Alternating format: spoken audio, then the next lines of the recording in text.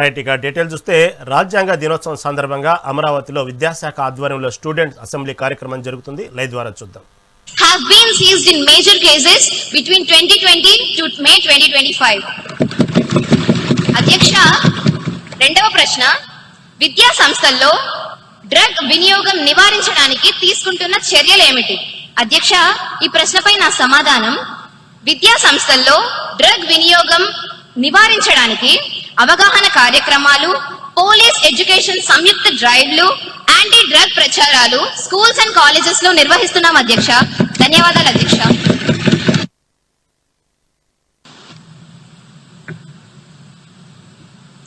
గౌరవ ఎమ్మెల్యే కుమారి మేఘనా గారిని సప్లిమెంటరీ క్వశ్చన్ అడగడానికి అనుమతినిస్తున్నాను. అధ్యక్ష, మన ప్రభుత్వం డ్రగ్స్ నియంత్రణకు ఏ చర్యలు తీసుకుంటున్నారో సభకు తెలియజేయవలసిందిగా కోరుతున్నాం అధ్యక్ష. అధ్యక్ష, డ్రగ్స్ నివారణపై ఈ ప్రభుత్వం చాలా సీరియస్ గా ఉంది.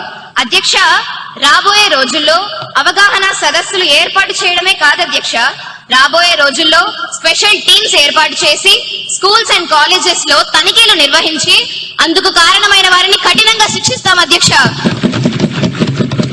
అలాగే 2047 నాటికి మన రాష్ట్రాన్ని డ్రగ్స్ రహిత రాష్ట్రంగా మారుస్తామని ఈ సందర్భంగా హామీ ఇస్తున్నాను అధ్యక్ష.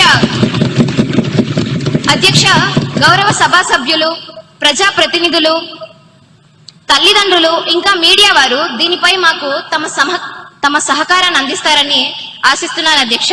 ధన్యవాదాలు అధ్యక్ష. 241108 క్వశ్చన్ పై గౌరవ యువ కళాశాఖ మంత్రి గారిని వివరణ కోరుతున్నాను.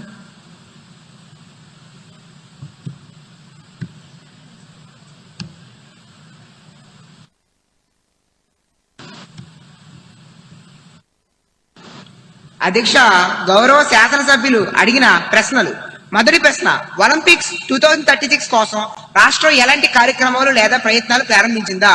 సమాధానం, ఒలింపిక్స్ 2036 పై రాష్ట్ర స్థాయిలో పరిశీలనలు మరియు చర్చలు జరుగుతున్నాయి. రెండవ ప్రశ్న, ప్రారంభించి ఉంటే వాటి కోసం ఎంత నిధులు కేటాయించబడింది? సమాధానం, కార్యక్రమ అవసరాలను అనుసరించి నిధుల కేటాయింపు పరిశీలనలో ఉంది.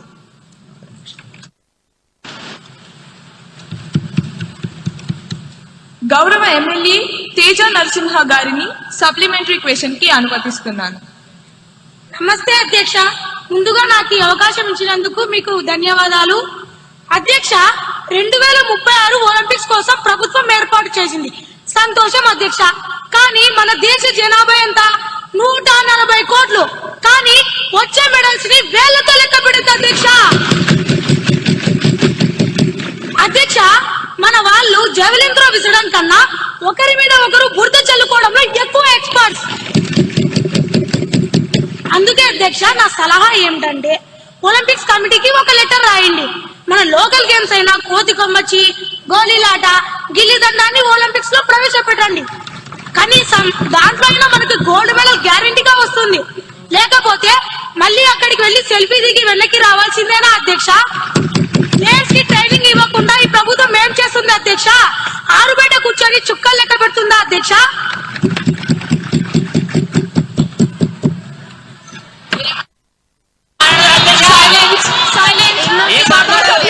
కూర్చోవలసిందిగా, ఈ సభా గౌరవాన్ని కాపాడవలసిందిగా కోరుతున్నాను. దయచేసి అందరూ కూర్చోవలసిందిగా కోరుతున్నాను. మంత్రి గారి సమాధానం.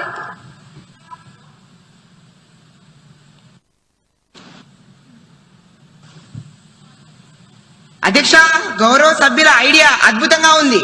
మనం మెడల్ టాలీ చూస్తుంటే నాకు అప్పుడప్పుడు బాధగా ఉంటుంది. ఆయన గిల్లి దండాలు అన్నారు అధ్యక్ష. నేను ఇంకోటి యాడ్ చేస్తాను అధ్యక్ష.